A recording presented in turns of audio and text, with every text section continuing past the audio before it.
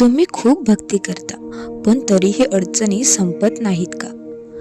तर कारण भक्तीत नाही, कारण आहे हे एक सत्य न कळण्यात. आजचा हा अध्याय श्रीपाद वल्लभांनी स्वतः सांगितलेले असे रहस्य उघड करतो, जे समजले की जीवनाची दिशा बदलते. तर पाहूयात आपण श्रीपाद वल्लभ चरित्रामृत या दिव्य ग्रंथातील अध्याय 19.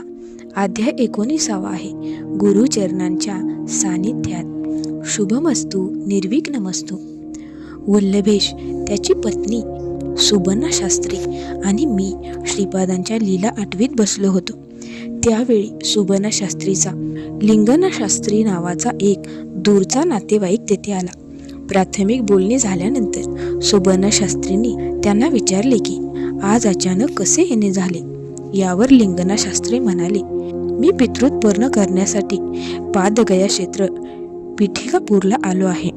माझे आजोबा श्रीमंत असले तरी अतिशय कंजूस होते. शास्त्रात सांगितलेली धार्मिक कर्तव्ये याबद्दल वितंडवाद घालून शक्य तेवढ्या कमी खर्चात करण्याची त्यांची इच्छा असे. यथाशक्ती या शब्दाचा अर्थ आपल्या सोयीप्रमाणे लावून ते प्रत्येक कार्याच्या खर्चामध्ये काटछाट करीत. पितृदेवतांच्या मोक्षासाठी करण्याच्या दशविधी, श्राद्ध ही कर्मे अत्यंत कमी खर्चात करून आपले कर्तव्य पूर्ण केल्याचे समाधान ते मानित असत.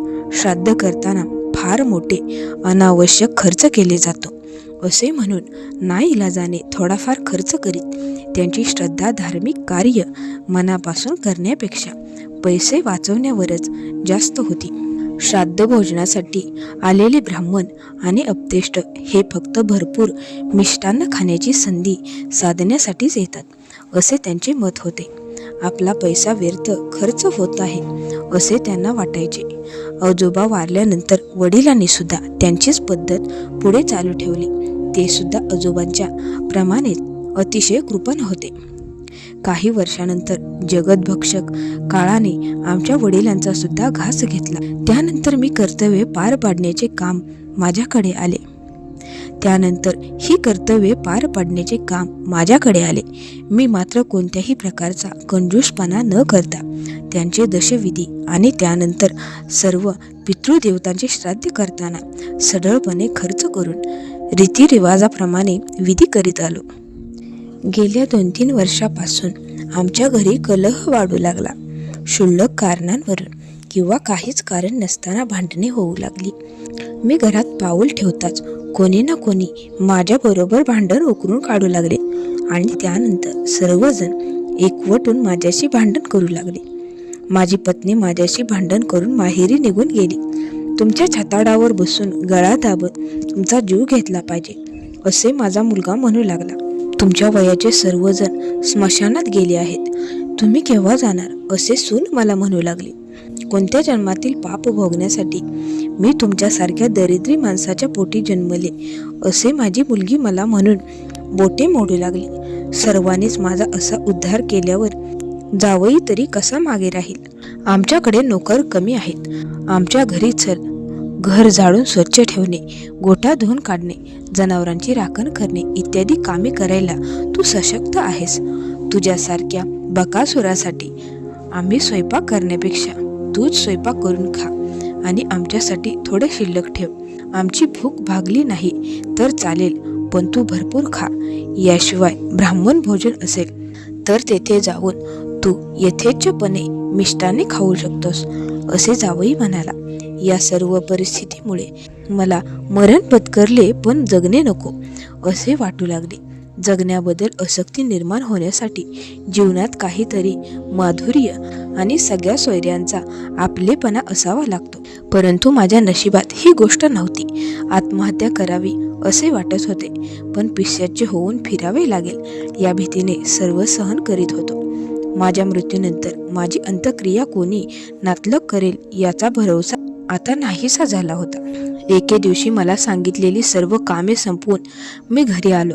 मला भयंकर भूक लागली होती. माझ्या सुनेने मला नासलेले अन्न वाढले, त्यामध्ये काही किडे सुद्धा होते. भरपूर कष्टाचे काम केल्यामुळे मी थकलो होतो त्यातच सुनेने वाढलेले अन्न पाहून माझे मन अतिशय दुःखी झाले. माझ्या डोळ्यातून अश्रू पाझरू लागले. पोटात आगीचा डोंब उसळला होता. माझ्या डोळ्यातून अश्रू पाझरू लागले. पोटात आगीचा डोंब उसळला होता आणि समोर असलेले घाणेरडा वास येत असलेले अन्न खायला जात नव्हते. अशी माझी विचित्र परिस्थिती झाली होती. मला जीवन नकोसे वाटू लागले. हे जग, नातलग, माझ्या घरातील आप्त, हे सर्व सत्य आहे की मायाजाल आहे, असा संभ्रम मला होऊ लागला. अशा खिन्न मनस्थितीत मी बसलो असताना मला घरासमोरच्या ओट्यावर एक अवधूत दिसला. त्याच्या विशाल डोळ्यातून करुणासर पाझरत होता. त्यामध्ये अमाप असे प्रेम, वात्सल्य भरलेले होते. ती करुणामूर्ती पाहून मी दुःखावेगाने त्यांच्या पायावर डोके टेकून लहान मुलासारखा घळाघळा अश्रू ढाळू लागलो. कित्येक जन्मांपासून त्या अवधूताची ओळख असल्यासारखे मला वाटू लागले. खाली वाकून त्या अवधूताने माझ्या डोक्यावर हात ठेवला आणि मला उठवले. माझे ताट आणायला सांगून त्यामधील अन्नाला त्याने आपल्या उजव्या हाताने स्पर्श केला. त्याचा हातस्पर्श त्या नासक्या अन्नाला होताच ते तेथून अदृश्य झाले आणि त्या जागी मधुर वासाचा ताजा हलवा दिसू लागला. अवधूताने त्यातील एक घास आपण खाल्ला आणि तो सर्व हलवा मला खायला सांगितले. भुकेमुळे तो हलवा मी भराभरा खाल्ला. पोट भरल्यामुळे मला आता तरतरी वाटू लागली. त्यानंतर त्याने मला घराच्या ईशान्य दिशेला एका विशिष्ट जागी नेऊन तेथे खड्डा खणायला सांगितले. 2 फूट खणल्यानंतर त्या खड्ड्यांमध्ये मला 2 मोठ्या टोपल्या भरतील इतकी हाडे दिसली. अवधूताने ती सर्व दूर नेऊन टाकायला सांगितली. त्यानंतर माझ्याजवळील गाडग्यामध्ये असलेली भाताची गंजी त्या खड्ड्यामध्ये ओतायला सांगितली. गंजी खड्ड्यात ओतून मी तो खड्डा बुजवून जमीन पूर्ववत केली. अवधूत मला म्हणाला, तुझ्या घराची स्थळशुद्धी करून मी तुझ्या मागील पिशाच्य बाधा दूर केलेली आहे. आता हळूहळू परिस्थिती सुधारेल. तुला पादगया क्षेत्र असलेल्या पिटिकापूरला येण्याचे निमंत्रण आले आहे. तू लगेच तिकडे जाण्यासाठी निघायची तयारी कर. पिटिकापूरमध्ये मी तुला पुन्हा भेटेन. एवढे सांगून तो अवधूत निघून गेला. मागचा पुढचा कसलाही विचार न करता मी नेसल्या वस्त्रनिशी कोणालाही न सांगता पिटिकापूरची वाट चालू लागलो. मी काही वेळ वाट चालल्यानंतर संध्याकाळ झाली. त्यावेळी मी एका अमराईच्या बाजूने चाललो होतो. त्या आंब्याच्या बागेचा मालक नरसिंह आप्पा याने मला हाक मारून बोलावले आणि प्रेमाने मला आंब्याची मधुर फळे खायला दिली. त्यामुळे माझी भूक भागली. आजची रात्र आपल्या घरी राहून आतिथ्याचा स्वीकार करावा अशी विनंती त्याने मला केली आणि मी ते मान्य केले. नरसिंह आप्पाने मला नवीन वस्त्रे आणि बरोबरच काही पैसे दानरूपात दिले. अवधूताने सांगितल्याप्रमाणे माझ्या सर्व अडचणी दूर होत असल्याचा या अनुभवाने मला आश्चर्य वाटले. मी सकाळी स्नान करून नवी वस्त्रे घालून नित्यकर्म व देवाचे ध्यान केल्यानंतर नरसिंह आप्पा मला म्हणाला, काल दुपारी जेवण करून वामकुक्षी करताना माझ्या स्वप्नात एक अवधूत आला. त्याने मला सांगितले की आज संध्यावंदन करण्याच्या वेळी तुला एक गरीब सद्ब्राह्मण येथून जाताना दिसेल. त्याला तुझ्या बागेतील आंब्याचे फळे खायला देऊन आदरातिथ्य कर आणि दुसऱ्या दिवशी नवीन वस्त्रे आणि त्यासोबत काही रक्कम दान कर. अवधूताने सांगितल्याप्रमाणे तुमच्या दर्शनाचे आणि सेवा करण्याचे भाग्य मला लाभले. त्याबद्दल मी तुम्हाला धन्यवाद देतो. या घटनेमुळे तो अवधूत सामान्य नसून सर्व शक्तिशाली महान योगी होता हे स्पष्ट झाले. आता आपण पाहूया पुढील महत्त्वाचा भाग, वेद पंडित गणपती शास्त्रींची भेट आणि चर्चा. त्यानंतर मी नरसिंह आप्पांचा निरोप घेऊन वेदातील ऋचा म्हणत मार्गक्रमण करू लागलो. नवीन वस्त्रे परिधान करून चालत असताना माझ्या रोमरोमांतून विद्युत संचार होत आहे अशी जाणीव मला झाली. माझ्या शरीरात शक्ती आली होती आणि एक प्रकारच्या वेगळ्याच आनंदात मी चालत होतो. माझ्या मागून सावित्री मंत्र म्हणत एक वेदपंडित येत होता. मी सुद्धा त्यांच्या सुरात सूर मिसळून सावित्री मंत्र म्हणू लागलो. ते ऐकून तो वेदपंडित मला म्हणाला, सावित्री मंत्राचे महात्म्य फार मोठे आहे. त्रेतायुगामध्ये जवळच्याच पिटिकापुरात भारद्वाज महर्षींनी सावित्री काठक यज्ञ केला होता. त्यावेळी दत्तप्रभूंनी त्यांना दिलेल्या वचनानुसार श्रीपाद श्री वल्लभांच्या रूपात आता अवतार घेतला आहे. वेदपठक करणाऱ्या सहस्रब्राह्मणांवर प्रभूंची सदाच कृपा असते. वेदपठन करण्याचा अधिकार फक्त ब्राह्मणांनाच असला तरी वेदांचा अभ्यास करण्याचा अधिकार मात्र सर्वांनाच दिलेला आहे. ब्राह्मण श्रीकृष्णाची पूजा करतात असे असले तरी श्रीकृष्ण मात्र ब्राह्मणांच्या चरणोदकांचे प्रोक्षण आपल्या मस्तकावर करतात. पिटिकापूरला येण्याचे निमंत्रण मिळाले असल्याने तुम्ही भाग्यवान आहात असे त्या वेदपंडितांनी मला सांगितले. मी त्यांना म्हणालो, स्वामी, श्रीपाद श्री वल्लभ कोण आहेत? त्यांचा महिमा ऐकण्याची मला इच्छा आहे.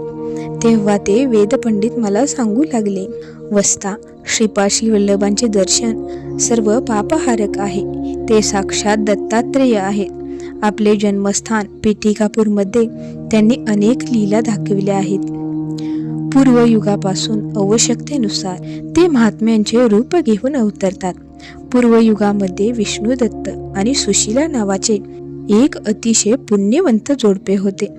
विष्णुदत्तांनी आपल्या विशेष योग साधनेने अत्री महर्षींच्या बरोबर तादाम्य साधले होते. ही तादाम्य स्थिती अलौकिक, अप्राकृतिक, मन आणि बुद्धीला आकलन न होणारी, वेदरहस्यात्मक आणि वर्णन करता न येण्यासारखी असते. सुशीला ही महासाध्वी होती. त्यांनी सुद्धा आपल्या योग साधनेने अनसूया मातेशी तादाम्य साधले होते. दत्त जयंतीच्या दिवशीच त्यांच्या पोटी श्री गुरुदत्तांनी अवतार घेतला होता. आता श्री दत्तात्रेयांनी अप्पलराज शर्मा आणि सुमती यांच्या पोटी श्रीपाद श्री वल्लभ रूपाने जन्म घेतला आहे. अप्पलराज शर्मा हे कृष्ण यजुर्वेदी असून अपस्तंभ सूत्र आणि भारद्वाज गोत्राचे आहेत. अप्पलराज शर्माचे पिता बापनाचार्य वासवी कन्यकेच्या अवतार कालामध्ये वैश्यमुनी लाभात महर्षींच्या पोटी भास्कराचार्य या नावाने जन्म घेतला होता. त्या महापुरुषांच्या दर्शनाचा लाभ तुम्हाला पिटिकापूरमध्ये मिळणार आहे. नरसिंहप्पा नावाच्या ज्या शेतकऱ्याने तुम्हाला वस्त्रदान आणि दक्षिणा दिली ते पिटिकापूर व्यंकटप्पयाचे पिता सुबरामय्या श्रेष्ठी यांच्या जमिनीची व्यवस्था पूर्वजन्मी पाहत होते. परमपुण्यवंत सुबरामय्या श्रेष्ठींच्या घराच्या अन्नग्रहणाचे पुण्य लाभलेल्या नरसिंहप्पा यांना या जन्मी राजाप्रमाणे सर्व सुखे प्राप्त झाली आहेत. व्यंकटापूरचे व्यंकटप्पया श्रेष्ठी आणि नरसिंहवर्मा हे श्रीपादांना अत्यंत प्रिय आहेत, कारण लहानपणी या दोघांनी त्यांच्यावर सतत वात्सल्य प्रीतीचा वर्षाव केला होता, अशी माहिती वेदपंडित गणपती शास्त्रींनी दिली. मी शंकर भट्ट त्यांना म्हणालो, कर्मबंध हे अतिशय गुंतागुंतीचे असतात हे मी समजलो. यज्ञात पवमान सूक्ताला अत्यंत महत्त्व आहे. पवमान सूक्ताचा जप करणारा जर श्रद्धावान आणि सत्शील नसेल तर त्याचे डोके फुटते असे मी ऐकले आहे. आता सुद्धा अनेक यज्ञ केले जातात. जर एखाद्या वेळी चूक झाली आणि तिन्हीमधील एखादा पवमान घट फुटला तर पुरोहिताचे डोके फुटले असा प्रसंग कधीही मी ऐकलेला नाही. आता तसे होत नाही, याला काय कारण आहे? वेदशास्त्रांच्या पालनाने फक्त कल्याण होते, कधीही अकल्याण होत नाही. असे असताना सुद्धा नास्तिक लोक वेदशास्त्रांची अवहेलना व टिंगल का करतात हे मला समजत नाही. याला उत्तर म्हणून गणपती शास्त्री म्हणाले, वस्ता, सध्याच्या युगात केल्या जाणाऱ्या यज्ञामध्ये पवमान घटामध्ये विद्युत आणि इतर प्राणहारक शक्ती नसतात. युगात केल्या जाणाऱ्या यज्ञामध्ये पवमान घटामध्ये विद्युत आणि इतर प्राणहारक शक्ती नसतात. आता यज्ञाचे पौरोहित्य करणारा पुरोहित महासाधक असलाच पाहिजे असे नाही. फक्त मंत्र सामर्थ्यानेच योगाग्नी प्रज्वलित करण्याची शक्ती या पुरोहितांमध्ये नसते. महायोगाच्या पौराहित्यामधील जर यज्ञ केला तरच पवमान घाटामध्ये विद्युत शक्ती संचारून योगाग्नी प्रकट होतो. आणि अशा फक्त मंत्राने प्रज्वलित केलेल्या यज्ञाचे फळ सुद्धा तात्काळ मिळते. आता स्वतःच्या मंत्रशक्तीने योगाग्नी प्रज्वलित करणारे महासाधक योगी पुरोहित नसल्यामुळे हे यज्ञ फक्त निमित्त मात्र असतात. म्हणूनच अशा यज्ञांमुळे वेदशास्त्रांमध्ये सांगितलेले फळ मिळत नाही. यज्ञादी कर्मांमध्ये पुरोहिताला 16, 116, 1116 अशा संख्येमध्ये दक्षिणा दिली जाते. त्यामध्ये सुद्धा गूढार्थ आहे. गोत्र हे पित्याशी संबंधित असते. या सृष्टीचे अस्तित्व जोपर्यंत आहे तोपर्यंत यामध्ये बदल होणार नाही. सांपिड्य गोत्र हे मातेशी संबंधित असते. 7 पिढ्यानंतर हा ऋणानुबंध संपतो. विवाहाआधी धन आणि विवाहानंतर पुत्र ही यज्ञाने मिळणारी फळे आहेत. म्हणूनच पत्नीला गृहलक्ष्मी असे म्हणतात. ही दोन्ही मिळण्यासाठी पत्नीरूपी अग्नीची जरुरी असते. श्रीपाद कधीही गुणभेद, कुलभेद किंवा जातीभेद करीत नाहीत. त्यांनी भावाद्वैताचा पुरस्कार केला आहे, कर्माद्वैताचा नाही. आदिशंकराप्रमाणेच श्रीपाद सुद्धा पक्षपातरहित आहेत. आदिशंकराचार्यांनी होमविद्या सत्वगुणी ब्राह्मणाला दिली. त्याचप्रमाणे ताडवृक्ष व माडवृक्षांपासून मद्य तयार करून त्यावर उपजीविका करणाऱ्या रजोगुणी अशा ईळिक कुलातील लोकांना सुद्धा दिली.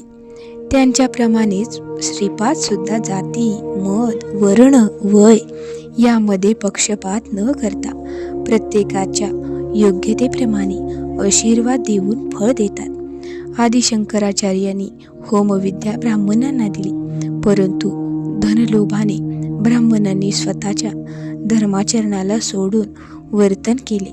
मन, बुद्धी, अहंकार तसेच पृथ्वी, आप, तेज, वायू आणि आकाश ही पंचमहाभूते ही सर्व अष्टविद्या प्राकृतीमध्ये समाविष्ट आहेत. ही सर्व जड स्वरूपी आहेत. यामध्ये चित्त या प्रकृतीला मिळवले असता ते 9 होतात. 1 हे चित्त प्रकृतीचे प्रतीक आहे. 2 ते 9 हे 8 अंक हे जड प्रकृतीची प्रतीके आहेत. 0 हे ब्रह्मतत्वाचे प्रतीक आहे. 0 ते 9 या अंकांपासून गणिताचा उद्भव झाला आहे.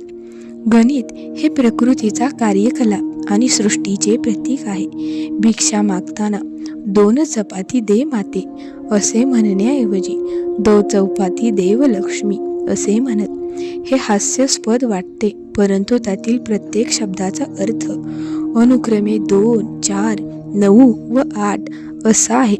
2 म्हणजे सृष्टीतील द्वंद्वाचे प्रतीक आहे, तर 4 हे स्थूल, सूक्ष्म, कारण आणि महाकारण या 4 प्रकारच्या शरीरांचे प्रतीक आहे. 9 हे कायम असलेल्या आणि न बदलणाऱ्या ब्रह्मतत्वाचे प्रतीक असून 8 हे महामायेचे प्रतीक आहे.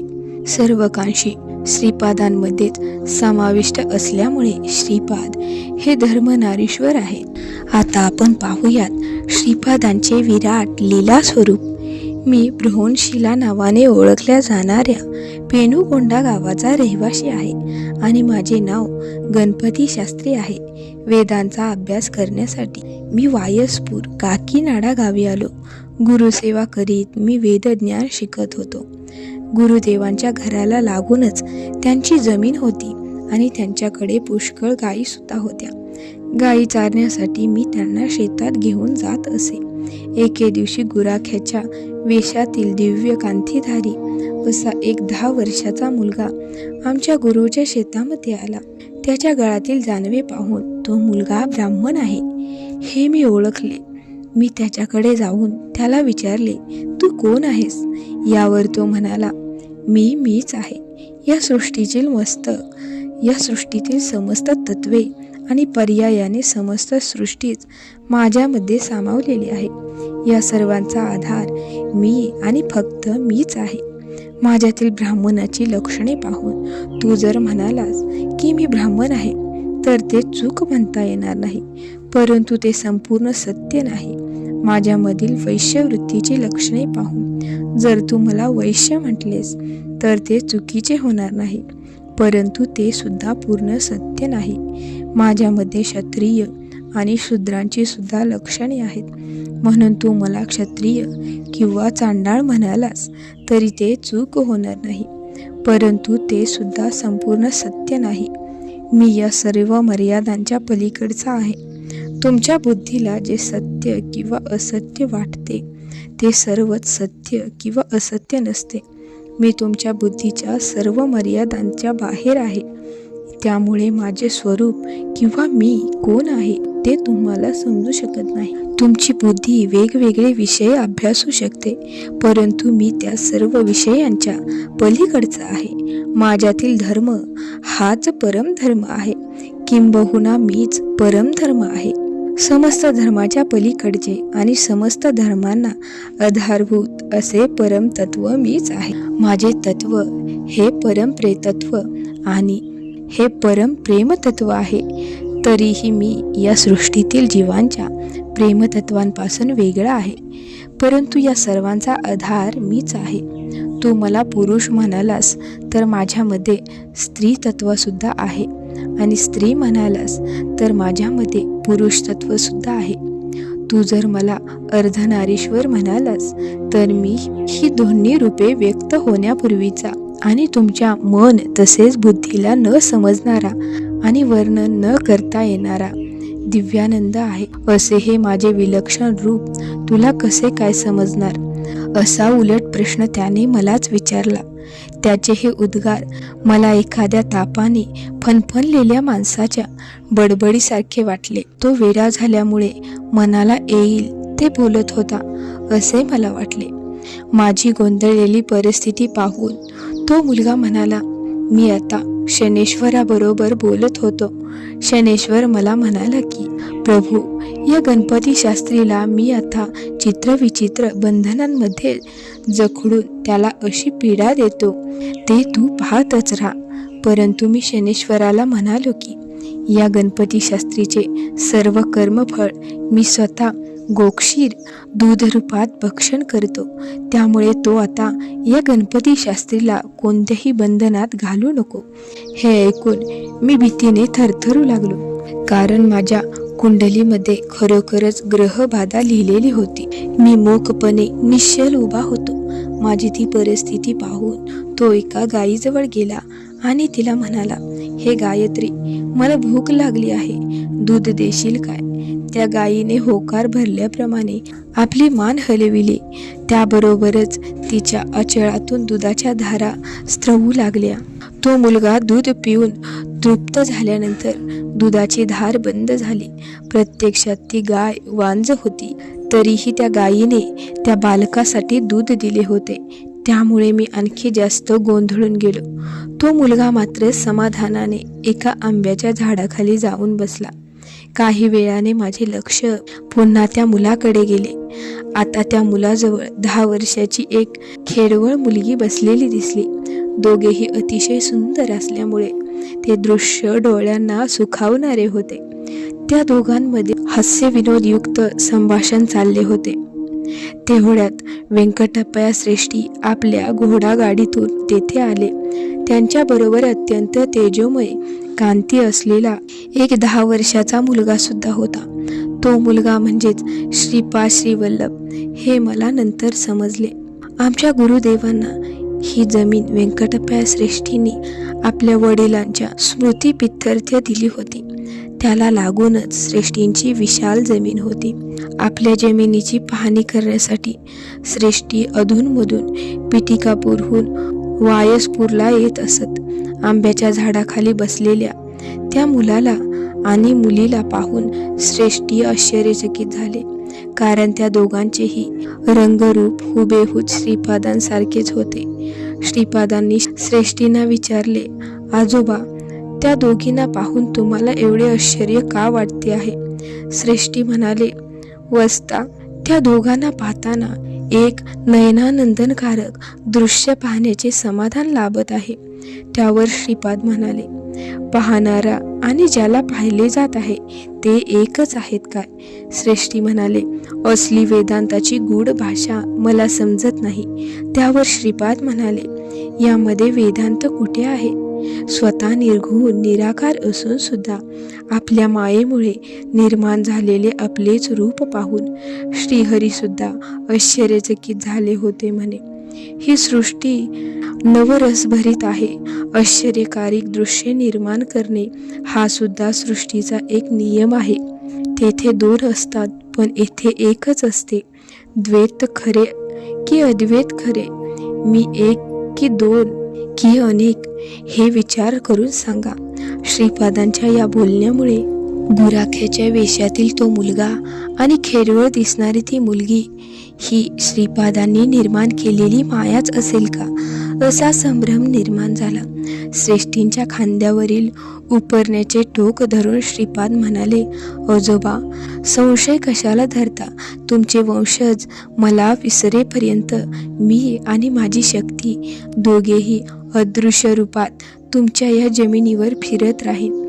तुमच्या घरामध्ये माझ्या पावलांचा आवाज साधकांना नेहमी ऐकू येईल. अनघादेवीसह हा अनघ दत्तात्रेय आपल्या अर्धनारीश्वर अदृश्यपणे अवधूत रूपामध्ये कायम तुमच्याजवळ असतो, यात संशय नसावा. हे राजर्षी, तुमच्या निर्वाज प्रीतीने तुम्ही मला बांधून ठेवले आहे, म्हणूनच मी तुम्हाला अनघादेवीसह दर्शन दिले. श्रीपादांच्या सानिध्यात कारण नसताना कोणतेही कार्य होत नाही. घडणाऱ्या प्रत्येक गोष्टीला कारण असतेच. देश, काळ, परिस्थितीनुसार एकाच कर्माचे फळ वेगवेगळे असू शकते. म्हणजेच एखाद्या कर्माचे फळ निर्धारित करताना देश, काल, परिस्थितीचा सुद्धा विचार केला जातो. माझ्या चेहऱ्यावर व्यक्त होणाऱ्या भावनांमधून, माझ्या लीलांमधून किंवा माझ्या महाशक्तींमधून विविध अनुभव देऊन सर्वांना ज्ञान देणे हा माझ्या अवतार कार्याचा एक भाग आहे. एवढे सांगून तेजस्वी रूप धारण करून श्रीपाद त्या आंब्याच्या झाडाकडे जाऊ लागले. पाहता पाहता तो गुराखी रूपातील बालक आणि खेळवळ मुलगी यांची शरीरे प्रखर तेजामध्ये रूपांतरित झाली आणि श्रीपादांच्या तेजस्वी देहामध्ये मिसळून गेली. आंब्याचा मोसम नसताना सुद्धा त्या झाडावर एकुलती एक कैरी दिसू लागली. श्रीपादांनी ती कैरी तोडली आणि त्यांच्या हातामध्ये असतानाच ती कैरी पिकून सुंदर सोनेरी रंगाचा आंबा तयार झाला. श्रीपाद पुन्हा व्यंकटप्या श्रेष्ठींकडे आले आणि आई जशी आपल्या बालकाला खाऊ घालते त्याप्रमाणे तो आंबा श्रेष्ठींना खाऊ घालायला लागले. आंबा खाताना श्रेष्ठी भावना वेगाने हुंदके देत होते आणि त्यांच्या डोळ्यातून अश्रू ओघळत होते. श्रीपादांचे प्रेम हे 1000 मातांच्या प्रेमापेक्षाही मोठे आहे. त्यांच्या विशाल आणि तेजस्वी नेत्रातून करुणा आणि प्रेम ओथंबून ओघळत होते. त्यांना पाहताना त्रिदेवी स्वरूप अशा साक्षात अनघादेवीची आठवण होत होती. आंब्याची कोय त्यांच्यासमोर त्यांच्या आज्ञेची वाट पाहत सेवकाप्रमाणे उभी होती. त्यांच्या हाताचा इशारा होताच त्या कोयीचे रूपांतर तेजस्वी ज्योतीमध्ये झाले आणि ते अंतराळात निघून गेले. श्रीपाद म्हणाले की काही जण वीज आधी की वृक्ष आधी तयार झाला याबद्दल वितंडवाद घालीत बसतात. त्या दोघांच्याही आधी एक आहे आणि तो म्हणजे देव. देव आपल्या संकल्पाने बीजामधून वृक्षाची किंवा वृक्षावर बीजांची निर्मिती करतो. देवाचा अमोघ संकल्प सप्तमहर्षी सुद्धा उल्लंघू शकत नाहीत. परमात्म्याच्या कलंकित अंशापासून जीव निर्माण होतो आणि परमपवित्र निष्कलंक जीवात्मा परमात्म्यामध्ये सामावून जातो. जीवात्मा जेव्हा परमात्म्यामध्ये लीन होतो तेव्हा तो बीज स्वरूप किंवा सुप्तावस्थेत असतो. त्या जीवात्म्याला पुन्हा सृष्टीमध्ये आणण्याची इच्छा जेव्हा परमात्म्याला होते तेव्हा त्यांच्या संकल्पाने सुप्त अवस्थेतील बीजाचे रूपांतर परमेश्वराला इच्छित रूपामध्ये होते. सृष्टीमध्ये आल्यानंतर असे जीव हे फक्त कारण स्वरूपात राहून परमेश्वराने त्यांच्यासाठी निर्धारित केलेले कार्य करतात. कार्य संपल्यानंतर ते पुन्हा परमात्म्यामध्ये विलीन होतात. हे जीव सारूप्य मुक्तीच्या स्थितीमध्ये असतात. यालाच वैशिष्ट्याद्वैत म्हणतात. परमात्म्यामध्ये लीन होऊन त्यांच्याशी संपूर्ण तादात्म्य एकरूपता साधलेले हे जीव असताना हे सायुज्य मुक्तीच्या स्थितीमध्ये असतात. अशा जीवांना परमात्मा कधीही देवकार्य करण्यासाठी आपल्यापासून वेगळे करून सृष्टीमध्ये पाठवित नाही. असे जीव नित्य ब्रह्मानंदात बुडालेले असतात. अशा जीवांना परमात्म्यापासून वेगळे अस्तित्व नसते. यालाच अद्वैत असे म्हणतात. काही जीव परमात्म्यामध्ये आधीच विलीन होत नाहीत. आपले जीवित कार्य संपल्यानंतर ते काही काळ आत्म्याच्या स्वरूपात राहतात आणि पुन्हा शरीर धारण करून जन्म घेतात व त्या जन्मातील जीवित कार्य पूर्ण करतात. याला द्वैत असे संबोधले जाते. जीवाच्या या विशिष्ट परिस्थितीमुळे द्वैत, अद्वैत आणि विशिष्टाद्वैत अशी विभागणी करणे शक्य झाले आहे. परंतु द्वैत, अद्वैत आणि विशिष्टाद्वैत मानणारे काही लोक आपलाच सिद्धांत श्रेष्ठ आहे हे सिद्ध करण्यासाठी वाद करतात. हा सर्व वाद निरर्थक आहे. या विश्वात उत्पत्ती, स्थिती आणि लय किंवा विनाश या गोष्टी सतत नित्यनेमाने चाललेल्या असतात. कल्पांताच्या वेळी सर्व सृष्टी नष्ट होते. त्यानंतर काही काळ ब्रह्मा, विष्णू, महेश हे सुद्धा परमात्म्यामध्ये लीन होऊन आनंदमय अशा अव्यक्त स्थितीमध्ये राहतात. परमात्मा जेव्हा नवीन सृष्टी निर्माण करण्याचा संकल्प करतो तेव्हा ब्रह्मा, विष्णू, महेश अव्यक्त स्थितीतून बाहेर येऊन व्यक्त होतात आणि नवीन सृष्टीची उत्पत्ती, स्थिती आणि लय ही प्रक्रिया पुन्हा सुरू होते. नवव्याकरण पंडित असलेला हनुमंत हा येणाऱ्या कल्पामध्ये ब्रह्मदेव असेल. जीवांना त्यांची संस्कार, परिस्थिती, योग्यता आणि क्षमता यांच्या प्रमाणात या विश्वाच्या परिपालन कार्यामध्ये जबाबदारी दिली जाते. या सृष्टीमध्ये अनेक कोटी ब्रह्मांडे आहेत. त्यामुळे त्यांच्या परिपालन करणाऱ्या देवतासुद्धा अनंत आहेत. त्याचबरोबर या देवता शक्तींना विरोध करणाऱ्या अनिष्ट किंवा राक्षस शक्तीसुद्धा अनंत आहेत. मुस्लिम लोक देवाला निर्गुण आणि निराकार मानतात. त्याला त्यांनी अल्लाह हे नाव दिले आहे. ख्रिश्चन लोकसुद्धा देवाला निर्गुण आणि निराकार मानतात. यहोवा हा त्यांचा देव असून त्याचेच प्रतिबिंब या सृष्टीमध्ये चैतन्य रूपाने वावरत असते असे मानतात. मुस्लिम लोक मुहम्मद पैगंबराला देवाचा प्रेषित मानतात, तर ख्रिश्चन लोक येशू ख्रिस्ताला देवाचा प्रेषित आणि मुलगा मानतात. पैगंबराने आपल्या धर्मातून जगाला शांतीचा संदेश दिला आहे, तर येशू ख्रिस्ताने जगाला प्रेम, करुणा, आदर आणि सद्भावनेचा संदेश दिला आहे. सर्व धर्मामध्ये, मतमतांतरांमध्ये, सिद्धांतामध्ये स्वप्रकाशाने प्रकाशणारा मीच आहे. वेगवेगळ्या जीवांच्या अभिरुची आणि मताप्रमाणे त्यांच्या विभिन्न प्रकारच्या तत्वानुसार प्रकट होणारा सुद्धा मीच आहे. मी सर्वांपासून स्वतंत्र असल्यामुळे मला अशक्य असे काहीच नाही. समस्त देवी देवतांच्या स्वरूपांमध्ये सामावलेला जाज्वल्य तेजाने तळपणारा मीच आहे. सर्वांनी आपापल्या पद्धतीने केलेली पूजा अर्चा, स्तोत्रातून केलेले माझे महिमावर्णन स्वीकारणारा मीच आहे. सर्वांना कृपाप्रसाद वाटणारा मीच आहे. कलिपुरुषाच्या मायेचा अंत करणारा आणि सर्व मतांचे सार असलेला सनातन धर्मसुद्धा मीच आहे. यातूनच माझ्या स्वरूपाचा ज्ञानोदय होतो. माझ्यापर्यंत येण्यासाठी साधक बहिर्मुख किंवा अंतर्मुख साधनेचा उपयोग करू शकतात. मी त्या सर्वांचीच काळजी घेतो आणि त्यांचे प्रतिपालन करतो.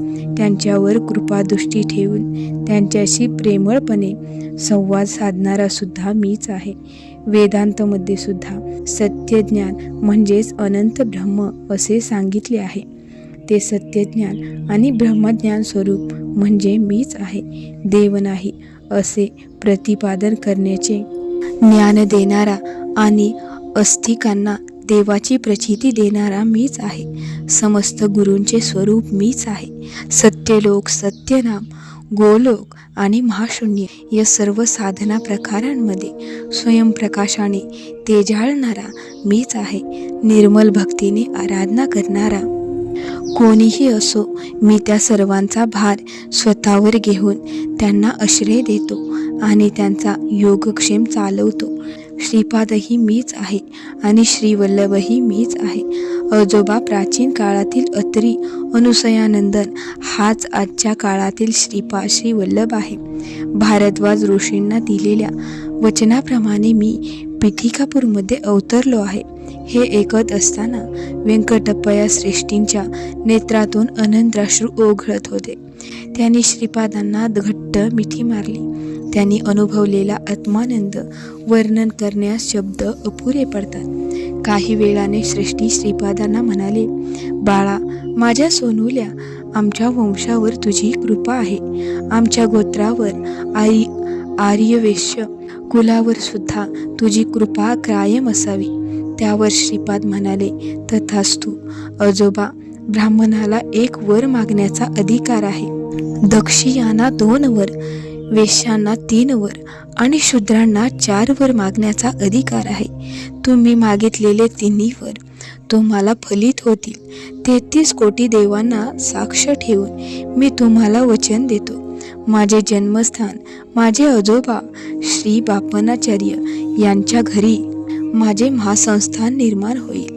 तुमची माझे आजोबा श्री बापनाचार्य यांची आणि नरसिंहवर्माची 33वी पिढी चालू असताना तुमच्या 33व्या वंशजाकडून मी माझ्या संस्थानाची निर्मिती करवून घेऊ. तुमच्या वंशाचे मूळ पुरुष मार्कंडेय महर्षींना मी आदेश दिला आहे की त्यांनी कोणत्याही वेशात दर गुरुवारी दुपारच्या वेळी मला नैवेद्य दाखवून त्यातील थोडा प्रसाद म्हणून स्वीकारावा. त्यामुळे तुमच्या गोत्रातील सर्वांचेच कल्याण होईल. तुम्ही मागितल्याप्रमाणे सर्व आर्य वंशावर माझी सतत कृपा राहील. आर्यवंशांना राज्याधिकार योग मिळेल असा आशीर्वाद मी देत आहे. त्यानुसार भविष्यामध्ये एक आर्यवैश्य भारताचा प्रमुख होईल. नाडी ज्योतिषामध्ये सांगितल्याप्रमाणे तो पिठिकापूरला येईल आणि त्याला माझा आशीर्वाद मिळेल. त्यानंतर नेपाळमधून असंख्य भक्त माझ्या दर्शनासाठी पिठिकापूरला येतील. माझे शब्द म्हणजे काळ्या दगडावरची रेघ. सृष्टीतील कोणताही प्राणी त्याविरुद्ध वागू शकणार नाही. अनेक प्रकारचे बदल झालेल्या मूर्ती माझ्या प्रभावामुळे प्रतिष्ठापना झालेल्या ठिकाणीच भूमीत सामावून गेले आहेत. यापुढे जरी त्यांची माहिती मिळाली आणि त्या ठिकाणी खणून पाहिले तरी तेथे आता फक्त मातीची भांडीच सापडतील. पिठिकापूरमध्ये निर्माण होणाऱ्या माझ्या महासंस्थानाला द्रव्य सहाय्य करण्याची संधी फक्त नशीबवान आणि पुण्यवंत माणसांनाच मिळेल. कोणत्याही काळी फक्त आर्यवैश्य कुळात आणि पिठिकापूरमध्ये जन्म घेतलेल्या व्यक्तींकडूनच मी द्रव्य सहाय्य स्वीकारेन. भक्तिहीन, अविश्वासू, मूढजन, पांडित्याचा गर्व बाळगणारे, अहंकारी त्यांच्याकडे काहीच मागितले जाणार नाही. माझ्या चारित्र्याचे पारायण केल्याने अभीष्ट सिद्धी प्राप्त होईल आणि इच्छा पूर्ण होतील. पिठिकापूरमधील माझ्या संस्थानामध्ये होणाऱ्या कोणत्याही कार्यात सहभागी होणाऱ्यांना कसलाही त्रास होणार नाही. चित्रा या माझ्या जन्म नक्षत्रावर माझी अर्चना करणाऱ्यांचे ऋण कर्ज नष्ट होईल. उपवर मुलींचा योग्य वराबरोबर विवाह होईल. भूत, प्रेत, पिशाचांसारख्या अदृश्य शक्तींचा त्रास नाहीसा होईल. श्रावण शुद्ध पौर्णिमेच्या दिवशी वासवी कन्यका परमेश्वरीने मला राखी बांधली होती. त्यामुळे तो दिवस शुभ झाला आहे.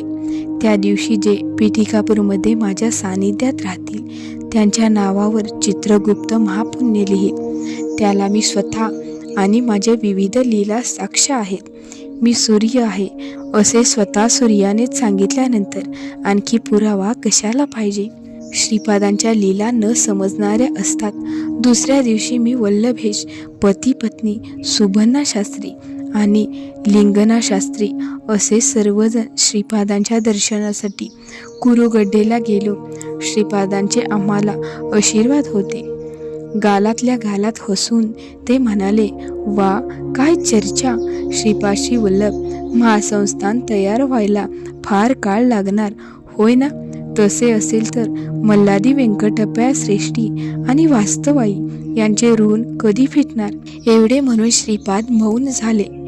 माऊली हो, जर आजचा हा अध्याय तुमच्या हृदयाला भिडला असेल तर हा व्हिडिओ नक्की शेअर करा, कारण कदाचित कोणाच्या तरी आयुष्यात आज गुरुकृपा पोहोचवायची आहे. आणि चॅनलवर नवीन असाल तर नक्की सबस्क्राईब करा, म्हणजे अशाच आध्यात्मिक ग्रंथाचे अध्याय तुम्हाला ऐकायला मिळतील. आणि जाता जाता कमेंटमध्ये जय श्रीपाद नक्की लिहा.